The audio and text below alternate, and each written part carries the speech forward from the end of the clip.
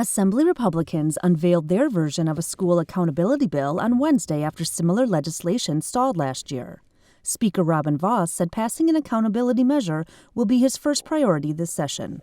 The goal of our proposal today is, you're calling it accountability, but we're really calling it improvement.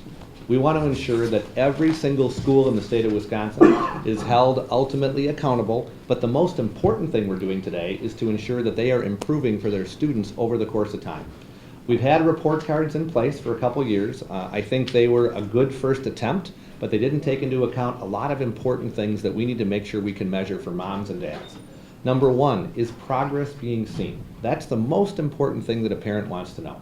If they are in 6th grade and they got to 7th grade, did they get 1 year's worth of progress? We want to make sure we take into account all of the factors that go into that.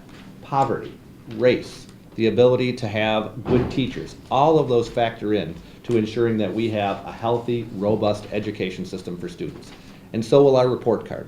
The report card, as we are moving forward, will take all of those things into account to ensure that when we are measuring schools against each other, we're doing it in the most fair way possible. The newly introduced bill would create a 13-member academic review board which would implement a report card system using an A through F scale.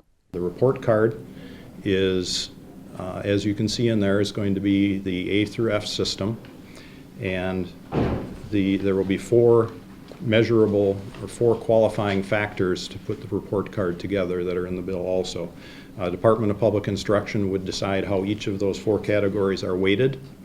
The board would decide what constitutes an A, what constitutes a B, what constitutes a C, and so forth. Schools that earn D or F grades on the report cards after 3 years would have to submit an improvement plan to the board. If a school does not meet the goals set out in its plan, it would face sanctions. Traditional public schools would be converted to independent charter schools, and charter and voucher schools would no longer receive taxpayer funding. Vos hopes to pass the legislation in the coming weeks. My goal is to bring it up quickly. I'd like to have it passed out of our House no later than the end of January so that we can hopefully reach agreement. We are willing to sit down, and we have been. I think Jeremy's done a great job reaching out to the Senate.